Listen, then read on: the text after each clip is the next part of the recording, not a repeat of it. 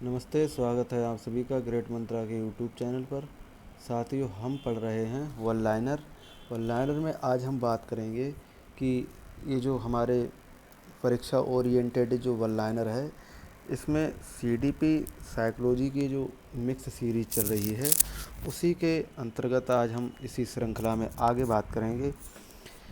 एक लाइन है कि वर्तमान भारतीय समाज में महत्वपूर्ण क्या चीज़ है शिक्षा की दृष्टि से। वर्तमान भारतीय समाज में महत्वपूर्ण क्या है। वर्तमान भारतीय समाज में महत्वपूर्ण क्या है, तो एकीकरण। क्योंकि एकीकरण नहीं होगा जब तक प्रजातांत्रिक हमारा मतलब माहौल नहीं होगा, तब तक वो मज़ा नहीं आ पाएगा जो एक कक्षा में। क्योंकि कक्षा एक हमारा डेमोक्रेसी सिस्टम ही मान के चलिएगा, तो वहाँ पे एकीकरण की भावना हमें लानी होगी। दूसरी अगर हम बात करें कि एकीकरण का अर्थ क्या है, यानी समूचे समाज को एक समझना। सामाजिकता का अर्थ जैसे जाति है, संप्रदाय है एवं भाषा को स्वीकार करना। कोई तेलुगु बोल रहा है, कोई तमिल बोल रहा है, कोई उड़िया बोल रहा है, कोई हिंदी बोल रहा है, कोई संस्कृत बोल रहा है, कोई उर्दू बोल रहा है, कोई पंजाबी बोल रहा है, तो इनको हमें स्वीकार करना चाहिए। अगर हम बात करें कि समाजीकरण का एक साधन है, समाजीकरण का साधन है, तो वह है शिक्षा। आपने देखा होगा जो लोग कम पढ़े लिखे हैं वो लोग लड़ाई झगड़ा में ज़्यादा इंटरेस्ट लेते हैं। क्योंकि वही सीधी सी बात है, जब पढ़ोगे नहीं तो करो क्या, लड़ाई झगड़ा ही तो करोगे। जब अपना काम नहीं करोगे तो क्या करोगे, फालतू के ही काम करोगे। तो वही बात ये यहाँ पे कह रहा है। दूसरी अगर हम बात करें कि सामाजिक और राष्ट्रीय एकता पर बल किसने दिया। सामाजिक और राष्ट्रीय एकता पर बल किसने दिया। तो जो सामाजिक और राष्ट्रीय जो एकता है, इस पे बल दिया था कोठारी आयोग ने। कोठारी जो आयोग है, इसने दिया था। ये 1964 और 1966 के करीब में ये था।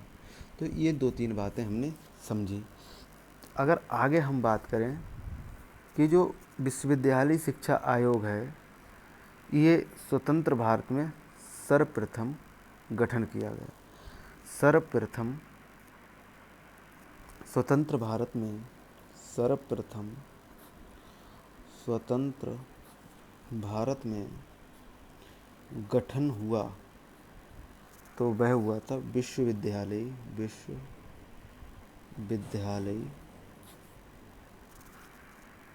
शिक्षा आयोग का।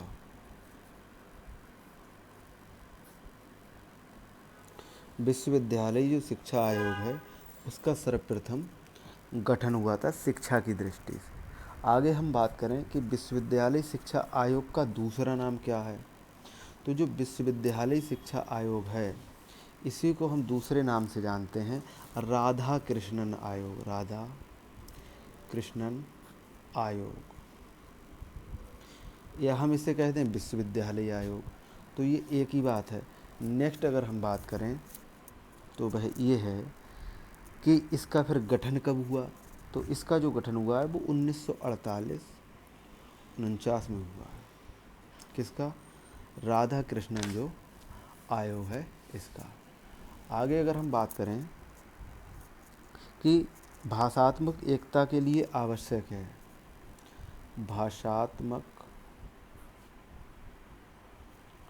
एकता के लिए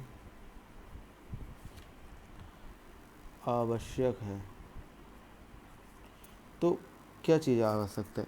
जो हमारी भाषात्मक एकता है उसके लिए अंतर सांस्कृतिक भावना का जो विकास है, मतलब हमारी भी जो सांस्कृतिक है जो भावनाएं उनका भी विकास हो, जो हमारी आंतरिक हैं और उनकी भी हो।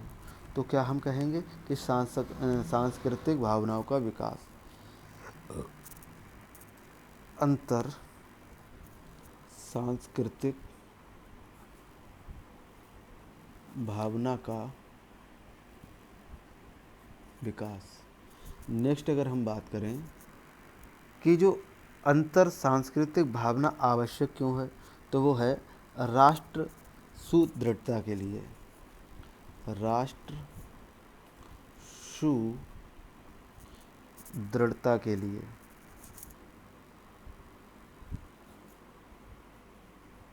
क्योंकि ये चीज़ अगर नहीं होगी, हम अगर हिंदी बोल रहे हैं हम पंजाबी स्वीकार नहीं करेंगे, कोई पंजाबी बोल रहा है तो वो उर्दू स्वीकार नहीं करेगा, कोई उर्दू बोल रहा है वो तमिल स्वीकार नहीं करेगा, तो ये क्या है, राष्ट्र हमारा एकजुट नहीं हो पाएगा और ये खोखला हो जाएगा राष्ट्र। तो ये जो राष्ट्र की सुदृढ़ता के लिए बहुत ही आवश्यक है कि सांस्कृतिक भावना का होना। पाठ्यक्रम का जो अनिवार्य तत्व है वो क्या है? पाठ्यक्रम का अनिवार्य जो तत्व है वो क्या है? तो पाठ्यक्रम का जो अनिवार्य तत्व है वो है समाज सेवा और राष्ट्र सेवा। समाज सेवा एवं राष्ट्र सेवा। क्योंकि पढ़ लिख कर हम अगर अपने समाज को, राष्ट्र को अगर हम नई तकनीकें नहीं दे पाए, नई कृषि संसाधन नहीं दे पाए, नए कृषि बीज नहीं दे पाए, तो उससे क्या लाभ है हमारा पढ़ लिख कर? ये वही बात कर रहा है।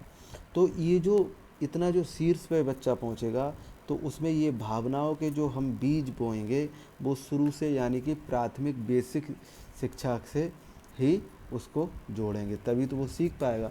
वरना क्या है, कुछ भी हो सकता है, क्योंकि बच्चा एकदम कोरी स्लेट होता है, जो हम उस पर लिख देंगे वो लिख जाएगा। आगे अगर हम बात करें कि बालिकाओं के लिए जो व्यवस्था है वो कैसी होनी चाहिए, तो बालिकाओं के लिए जो व्यवस्था है वो गर्ल गाइडिंग की रूप में भी होनी चाहिए। नेक्स्ट अगर हम बात करें कि बालकों को शारीरिक विकास के लिए सरकार की योजना क्या है? बालकों के लिए या बच्चों के लिए शारीरिक विकास के लिए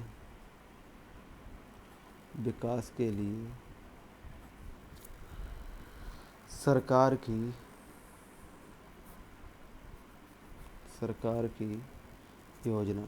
तो जो योजना इन्होंने बनाई है भारत सरकार ने या हमारी जो स्टेट सरकार है, राष्ट्रीय अनुशासन योजना, उसका नाम है राष्ट्रीय अनुशासन योजना। नेक्स्ट अगर हम बात करें तो वो ये है कि भारत में जाति का आधार क्या है? तो जो भारत में जाति का आधार है वह है जन्म। भारत में जाति का आधार है वह है जन्म। और विश्वविद्यालय शिक्षा आयोग की क्या सिफारिश है? विश्वविद्यालय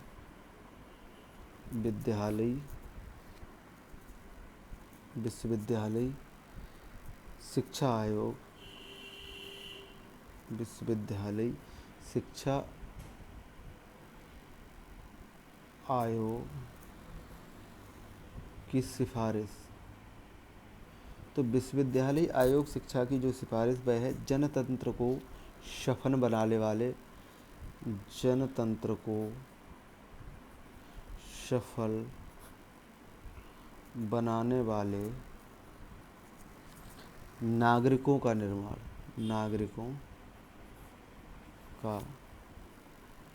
निर्माण। विश्वविद्यालय शिक्षा है तो इसका एक ही उद्देश्य है कि आयोग की जो सिफारिश है इसकी विश्वविद्यालय, उसकी ये है कि जनतंत्र, जो हमारा जनता का जो तंत्र है, तो उसके मतलब सफल बनाने के लिए नागरिकों का निर्माण। एक सफल नागरिक जब हम बनाएंगे एक राष्ट्र में, तभी तो वो अच्छा चल पाएगा, अन्यथा नहीं चलेगा। दूसरी अगर हम बात करें तो वो ये है कि मुदालियर आयोग क्या क्या उद्देश्य है। जो मुदालियर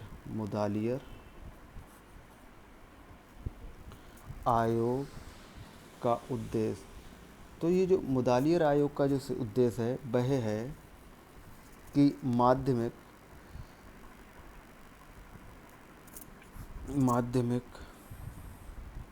शिक्षा के उद्देश्य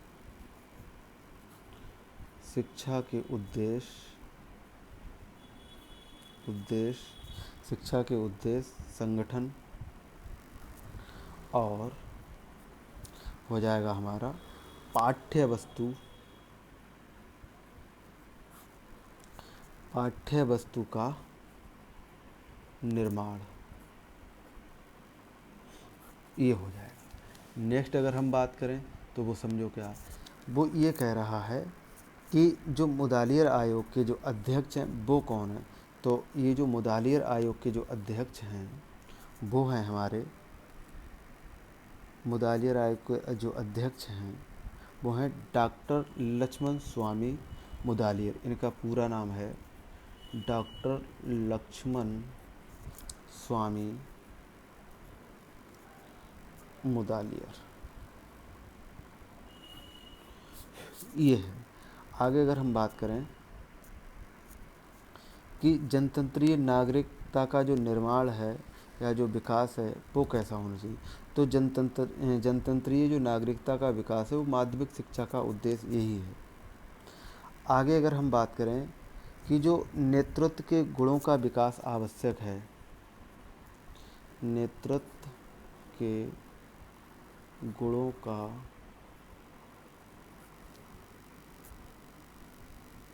आवश्यक है वो माध्यमिक स्तर से है।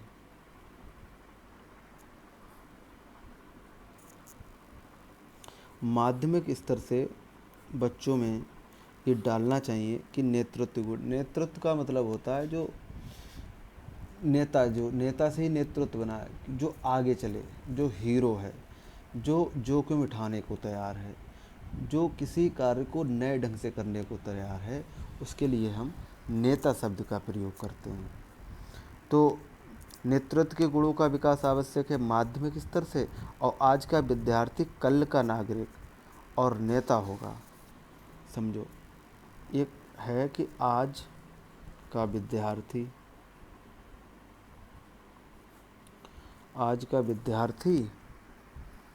कल का नागरिक और नेता होगा। ये बात किसने कही है? ये बात कही है मुदालियर आयोग ने। ये जो मुदालियर आयोग है उसी ने ये बात कही है कि आज का विद्यार्थी मतलब कल का नागरिक होगा और नेता। आज जो विद्यार्थी हमारे साथ पढ़ रहे हैं, जो हमारे स्टूडेंट हैं, वो अभी तो स्टूडेंट हैं सिर्फ, लेकिन वो जैसे ही 18 साल के हो जाएंगे फिर वो भारत के नागरिक बन जाएंगे, और जब वो नागरिक बन जाएंगे तो उसमें से ज़रूरी थोड़े ही से डीएम बने, कलेक्टर बने, कुछ उसमें से राजनेता भी बनेंगे, इंजीनियर बनेंगे, डॉक्टर्स बनेंगे, और हमारे वकील बनेंगे, और बहुत कुछ बनेंगे। तो वो यही बात कह रहे हैं मुदालियर आयोग। आगे अगर हम बात करें तो वो ये है कि जो कोठारी कमीशन है या जो कोठारी आयोग है, कोठारी कमीशन कह लो, कमीशन या आयोग का उद्देश्य क्या है? इसका उद्देश्य है राष्ट्रीय समृद्धि और कल्याण। कोठारी कमीशन आयोग का जो उद्देश्य है वह है राष्ट्रीय समृद्धि एवं कल्याण। तो ये जो बात कह रहा है वो कह रहा है हमारा राष्ट्रीय समृद्धि एवं कल्याण की बात, कोठारी कमीशन। आगे अगर हम बात करें कि जो शिक्षा का पंचमुखी कार्यक्रम है, शिक्षा का जो पंचमुखी कार्यक्रम है वो ज़रा समझते हैं। शिक्षा का पंचमुखी कार्यक्रम, इसमें देखो शिक्षा के पंचमुखी जो कार्यक्रम है उसमें क्या क्या चीज़ है। उसमें इन्होंने सबसे पहले जो बात की है, शिक्षा को उत्पादन से जोड़ना। शिक्षा को उत्पादन से जोड़ना। नेक्स्ट उन्होंने कहा है शिक्षा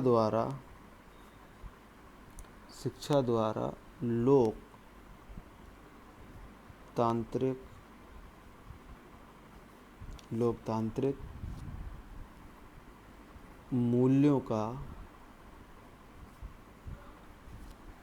मूल्यों की रक्षा करना। तीसरे नंबर पर उन्होंने कहा है नैतिक, आध्यात्मिक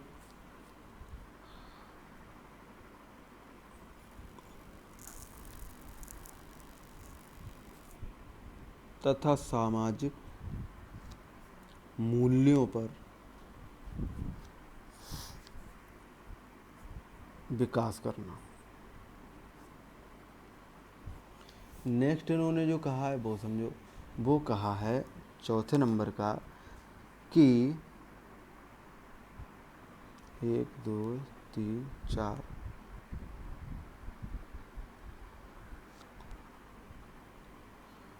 सामाजिक व राष्ट्रीय, जो पीछे अभी अपने ने पढ़ा था वो ही है, को सुदृढ़ करना। और पांचवा जो उद्देश्य है वही ये है, सामाजिक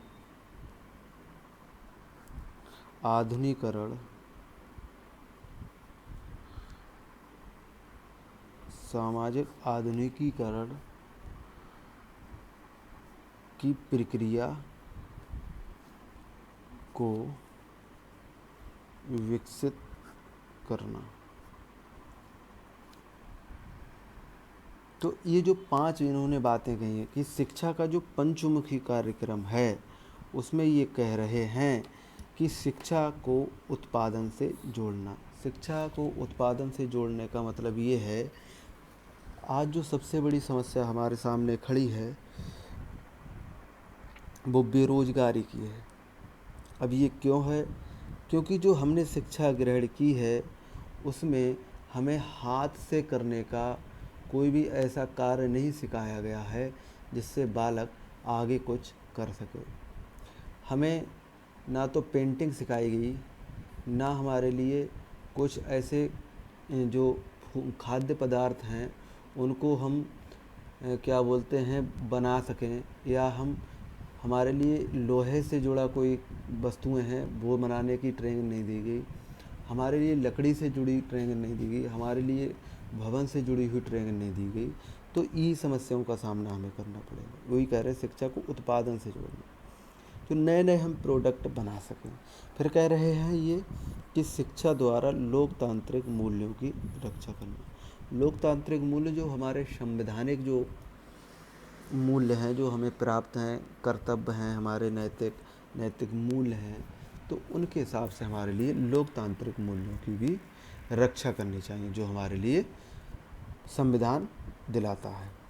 नेक्स्ट बात ये कर रहे हैं नैतिक में जो नैतिकता का विकास है वो भी होना चाहिए, आध्यात्मिक विकास होना चाहिए और सामाजिक मूल्यों का भी विकास होना चाहिए। नैतिकता का यहाँ पे मतलब है जो अपने जो हमारे आचरण हैं। नैतिक आचरण का अर्थ है कि हमें कब सोना चाहिए, कब उठना चाहिए, कब जागना चाहिए, किसी से कैसे बात करनी चाहिए, किस परिस्थितियों में हमें कौन से शब्द बोलने चाहिए। आध्यात्मिक जो शब्द यहाँ पे लिया गया है अपने अपने रिलीजन से। मान लो अध्यात्म, अगर हम कह रहे हैं कि मुस्लिम बुरा है, तो मुस्लिम हम बुरा इसलिए कह रहे हैं क्योंकि मुस्लिम धर्म को हमने जाना नहीं। जिस दिन हम मुस्लिम धर्म को जान लेंगे, मुस्लिम धर्म को जानने वालों को नहीं, मुस्लिम धर्म को, तब हम मुस्लिमों को गालियाँ नहीं देंगे।